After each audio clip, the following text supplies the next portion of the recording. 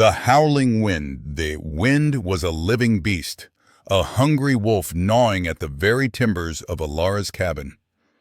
It shrieked down the chimney, rattling the stovepipe like a skeleton's dance, and clawed at the window panes with icy fingers.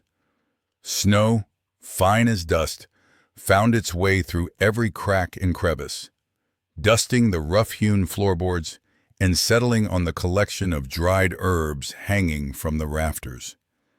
Alara shivered, pulling her woolen shawl tighter, though the chill that seeped into her bones was more than just the weather. Mittens, her ginger cat, lay curled in a tight ball on the hearthrug, a small island of warmth in the vast cold sea of the cabin. Only the twitch of an ear or the slow blink of her emerald eyes betrayed her awareness of the storm's fury. Alara envied her simple contentment, her ability to block out the world beyond these four walls. "Another day, Mittens," Alara murmured, her voice thin against the wind's howl. She stoked the fire, adding a gnarled piece of pine that sparked and hissed, momentarily pushing back the encroaching cold. The embers glowed, casting dancing shadows that made the familiar cabin seem alien, watchful. Her gaze drifted to the rifle propped against the wall, its polished wood gleaming faintly. Trap-checking day. A necessity, not a choice. Her traps were her lifeline, providing pelts for trade and meat for the lean winter months. The thought of venturing out into that maelstrom made her stomach clench. But hunger was a more formidable adversary than the cold. She pulled on her thickest trousers, layered woolen shirts, and her well-worn buckskin coat, its fringes stiff with previous blizzards. Her fur-lined gloves felt like lead weights on her hands, but they were her only defense against frostbite. As she laced up her heavy boots, the floorboards groaned under the cabin's relentless assault. Each gust felt like a physical blow, threatening to tear the dwelling from its foundations. "Stay warm, little one," she said, bending to scratch Mittens behind the ears. The cat purred, a low rumble that was a small comfort in the vast silence. Stepping out was like entering another world. The air was a tangible force, stealing her breath and stinging her exposed skin. Snow-laden branches whipped and thrashed, ghostly figures in the swirling white. The world was a canvas of white and gray, devoid of any discernible landmarks. She pulled her scarf up over her nose and mouth, a meager barrier against the freezing air that burned her lungs with every breath. The silence, broken only by the wind's incessant scream, was profound. No bird song, no distant coyote howl, no human voice. Just the raw, untamed voice of winter. It was in moments like these, battling the elements alone, that the weight of her solitude pressed down heaviest. Her nearest neighbor was a day's ride away, and that neighbor was hardly a source of companionship. She trudged onward, leaning into the wind, her shoulders hunched. The traps were scattered across a wide expanse, and each step was a battle against the deep snow and the relentless gusts. Her fingers, despite the heavy gloves, were already numb. The wilderness was beautiful in its harshness, but it demanded a steep price for survival. Alara paid it, day after day, with a resilience born of necessity and a quiet strength that belied her gentle nature. She was a solitary figure against an immense, indifferent landscape, a tiny spark of life in the heart of a howling void. A bundle in the snow. The crisp morning air bit at Alara's exposed cheeks, painting them a rosy red. Her breath plumed in white clouds before her, momentarily obscuring the frosted pines that stood sentinel over the silent landscape. The snow, a fresh blanket from the night before, lay deep and unbroken, muffling the world into a hushed stillness. Each step was a deliberate effort, her worn boots sinking into the drifts with a soft crunch, a sound swallowed quickly by the vast expanse. She tightened the worn woolen shawl around her shoulders, its familiar scent of wood smoke and dried herbs a small comfort against the biting cold. Her routine was as ingrained as the lines on her calloused hands. Check the traps along Willow Creek. It was a lean season, and every rabbit, every squirrel was a hard-won victory against the gnawing hunger that always seemed to linger at the edge of her solitary existence.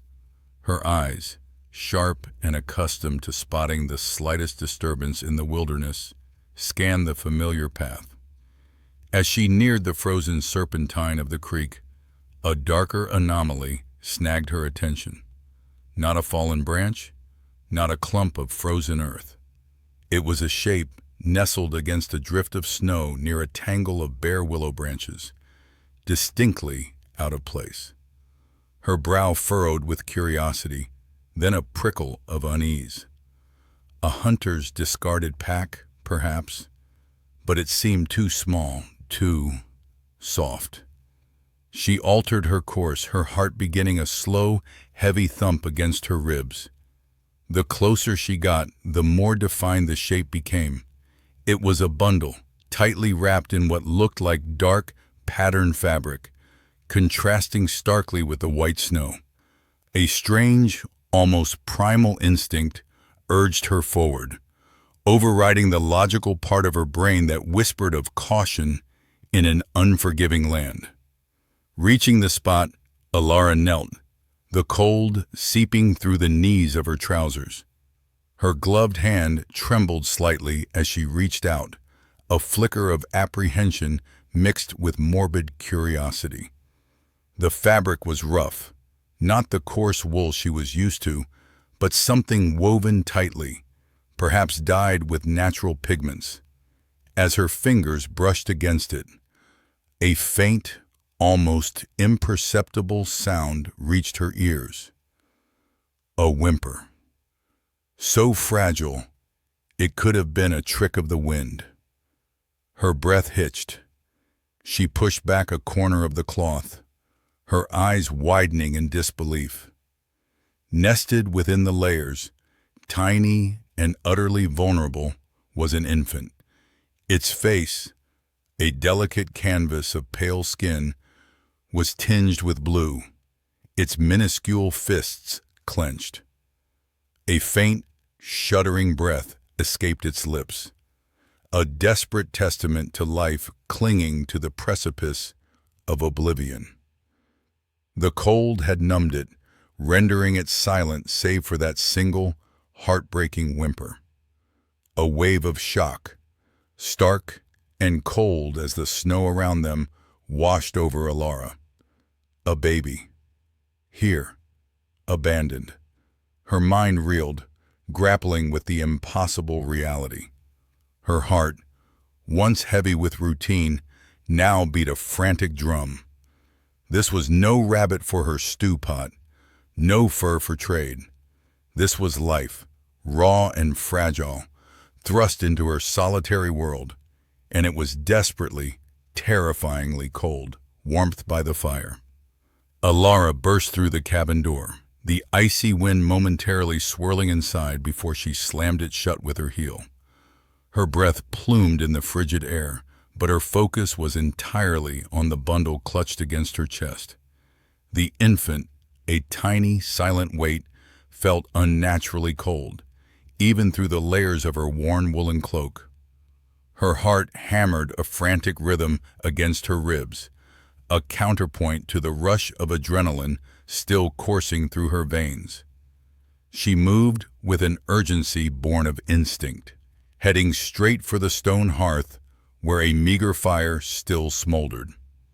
Kneeling, she carefully placed the baby on a makeshift bed of her softest deer hide, positioned just far enough from the flames to offer warmth without risk.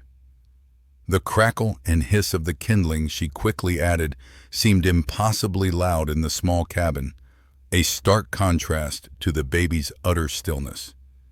Its small face was pale, almost translucent, and its breath came in shallow, almost imperceptible puffs. Alara's hands, usually rough from work, moved with surprising tenderness. She unwrapped the crude, frozen buckskin that had served as the baby's swaddling, revealing tiny, shriveled limbs. Goosebumps prickled her own skin, a phantom echo of the baby's chill. She chafed its small hands and feet between her palms, murmuring soft, nonsensical words of comfort. Slowly, painstakingly, a faint flush of color began to creep back into the infant's fingertips. A tiny whimper, fragile as spun glass, escaped its lips, and Alara felt a wave of profound relief wash over her. "There, little one," she whispered, her voice husky. "You're safe now." Her gaze fell on her small supply of milk, a rare luxury from her lone goat. It was precious, but not nearly as precious as this tiny life. She poured a small amount into a tin cup and placed it near the fire to warm. The scent of wood smoke mingled with the faint aroma of heated milk, a homely comfort in the face of such a desperate situation. When it was warm enough, she dipped a corner of a clean linen rag into the cup and gently pressed it to the baby's lips. At first, there was no response, then a tentative suckle, and finally, a slow, steady drawing. The baby's eyes, a deep, dark brown, fluttered open, unfocused, but undeniably alive. A profound sense of purpose settled over Alara. This small, vulnerable creature, abandoned to the unforgiving wilderness, had found its way to her. She was its protector now. The immense responsibility weighed on her. Yet it was not a burden. It was a warmth, a deep, unexpected solace in the lonely quiet of her cabin. The flickering firelight danced across the baby's face, painting it with shadows and light. And Alara knew, with a certainty that resonated deep within her bones, that her life had irrevocably changed. Little star. The days blurred into a rhythm of gentle urgency. Alara's world, once vast and silent, now revolved around the tiny, demanding creature she had rescued. Every cry was a command, every whimper a plea she instinctively understood. She fashioned a makeshift cradle from a hollowed-out log, lining it with the softest scraps of rabbit fur she possessed. Nights were a patchwork of fitful sleep, punctuated by the baby's hungry wails. Alara learned to gauge the infant's needs, offering diluted venison broth, carefully strained through a muslin cloth, or a mush of pounded roots and berries, painstakingly chewed to a pulp in her own mouth before being offered on a clean finger. Her hands, usually calloused from chopping wood and setting snares, grew surprisingly deft at changing the crude, moss-lined diapers she devised. The cabin, once filled with the scent of pine and wood smoke, now carried the faint, sweet smell of milk and baby powder, a luxury she'd bartered for months ago and now considered a godsend. One evening, as the last slivers of an orange sunset bled through the cabin's small window, Alara held the baby close. Its eyes, impossibly wide and deep, caught the dying light, sparkling like chips of obsidian reflecting distant galaxies. A warmth, unfamiliar yet profound, bloomed in Alara's chest. "You're my little star," she whispered, her voice husky with an emotion she hadn't felt in years. "Yes, little star, that's what I'll call you." The name settled upon the infant like a soft blanket, and Little Star seemed to accept it, gurgling softly, a tiny hand reaching out to grasp Ilara's calloused finger. In those moments, rocking by the flickering hearth, the oppressive loneliness that had been her constant companion began to recede.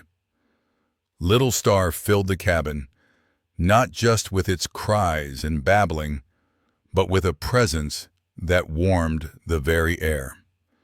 Ilara found herself talking to the baby, describing the deer that grazed near the creek, the patterns of frost on the window pane, the stories her own mother used to tell. She hummed old tunes, her voice a little rusty, but filled with a newfound tenderness. The responsibility was immense, a constant gnawing worry at the edges of her mind. Yet beneath the worry, a powerful current of love flowed, strong and undeniable. Little Star was more than just a survivor. It was a tiny beacon, illuminating the forgotten corners of Ilara's heart. She was no longer just a woman, enduring the wilderness. She was a protector, a mother, bound by an invisible thread to this fragile, precious life. The world outside, with its harsh realities and lingering dangers, still existed.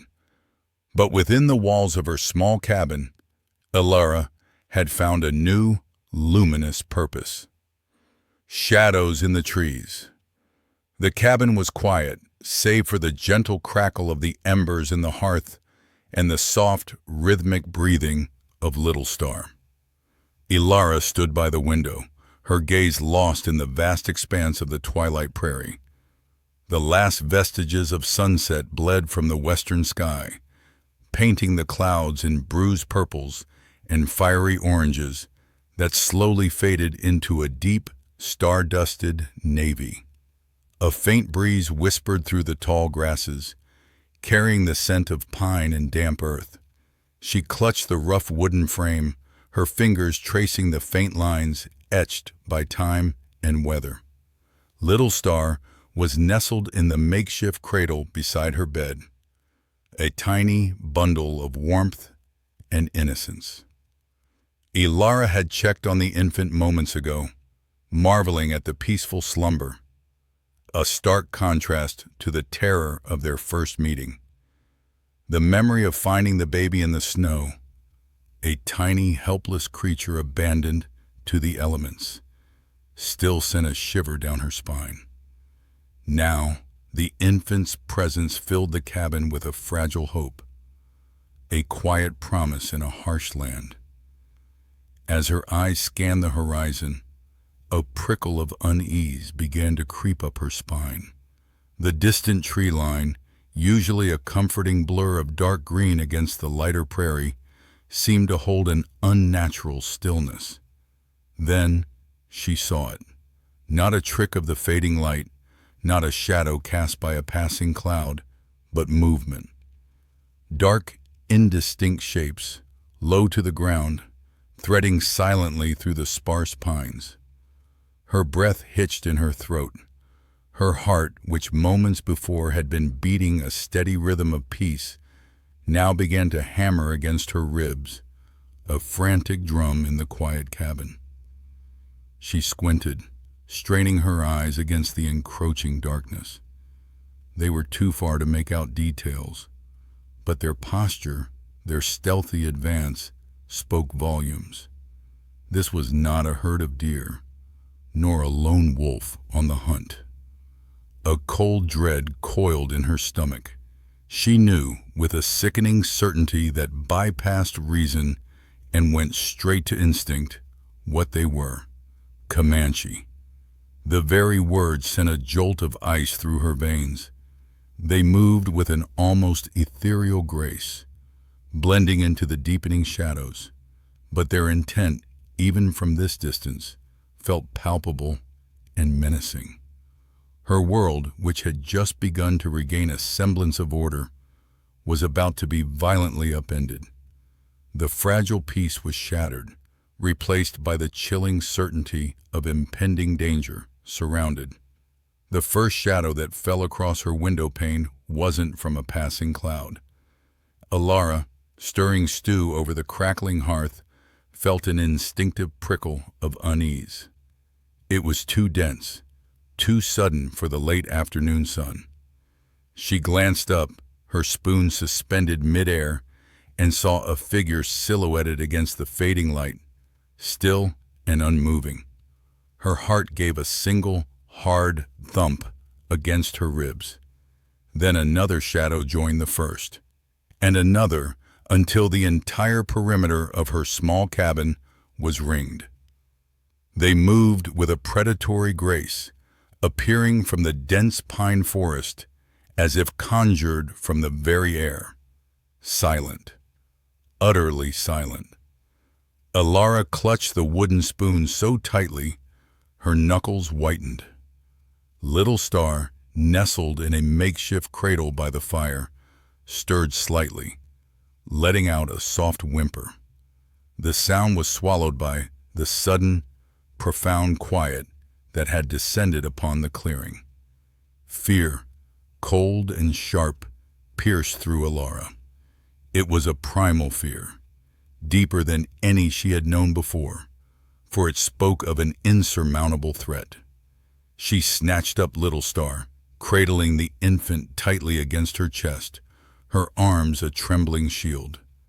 The baby, sensing her mother's distress, began to fuss, a tiny, distressed mewling sound.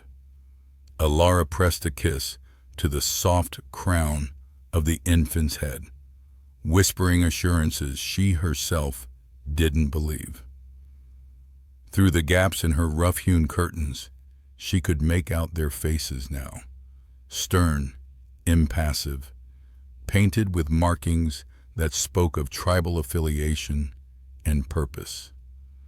Their eyes, dark and unblinking, seemed to bore into the very soul of her cabin, seeing through the log walls, finding her. Each warrior held a bow, strung and ready, the sharp points of their arrows glinting ominously in the slanting sunlight.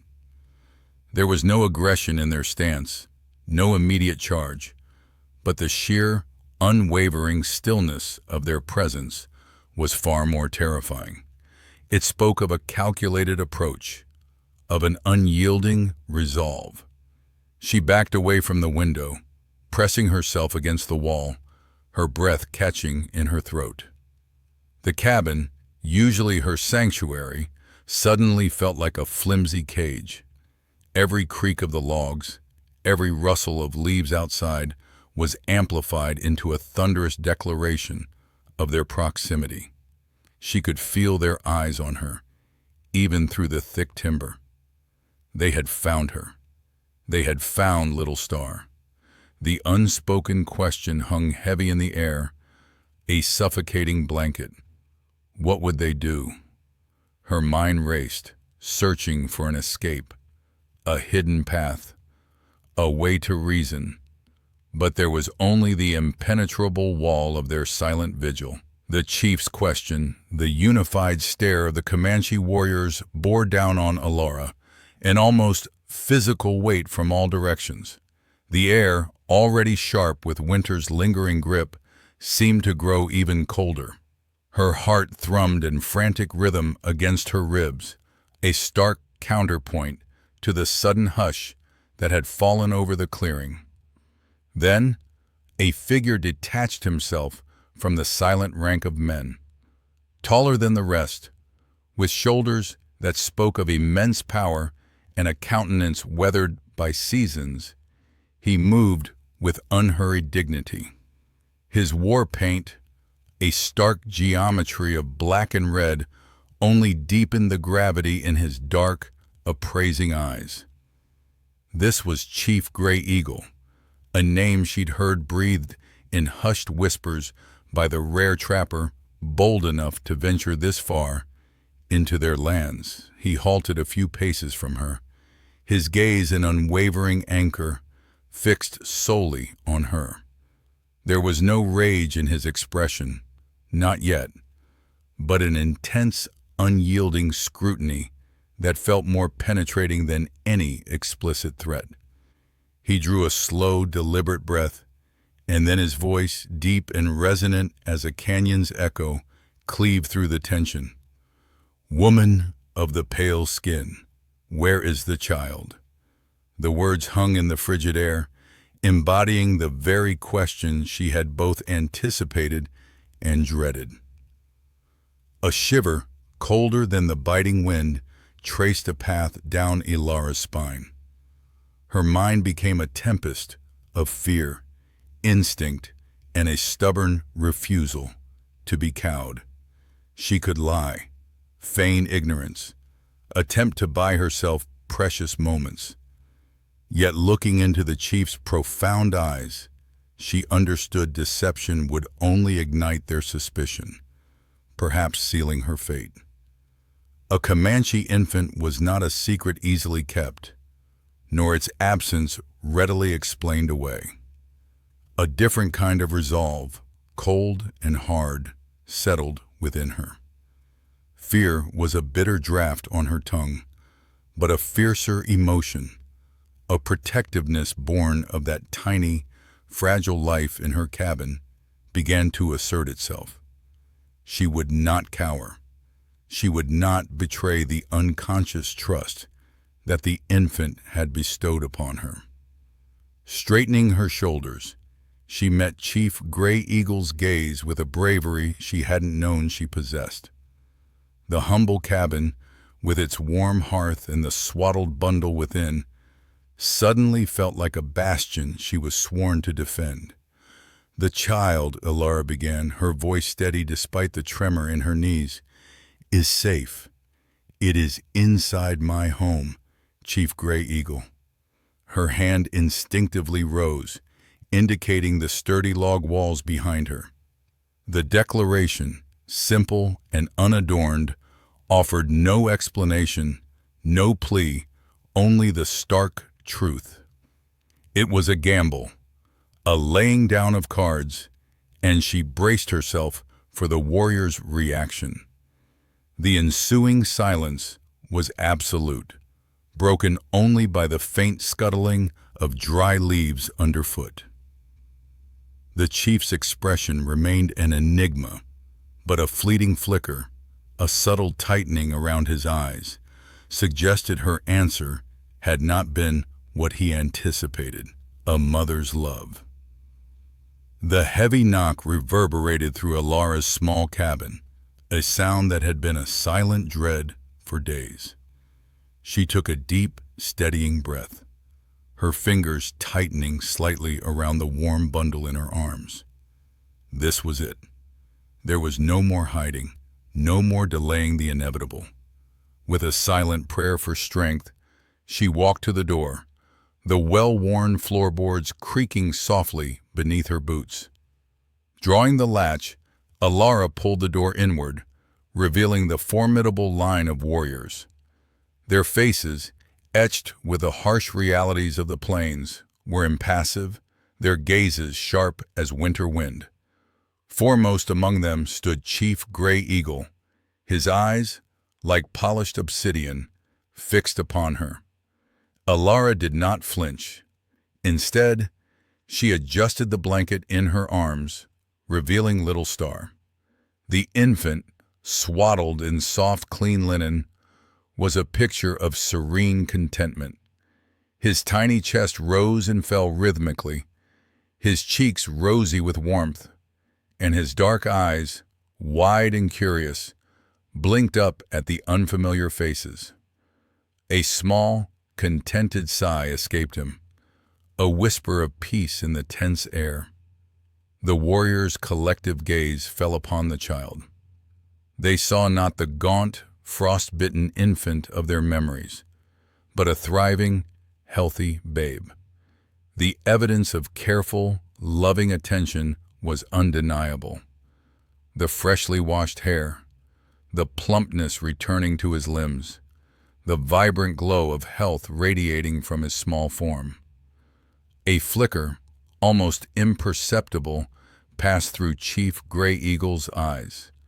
A flicker of surprise, perhaps, or a dawning realization. Alara met their stares, her own gaze unwavering. There was no fear in her eyes now, only fierce, protective love. She held Little Star a little closer, a gesture as ancient as the earth itself, a silent testament to the bond that had formed between them. The warriors, hardened by countless battles in the unforgiving wilderness, witnessed this unspoken declaration.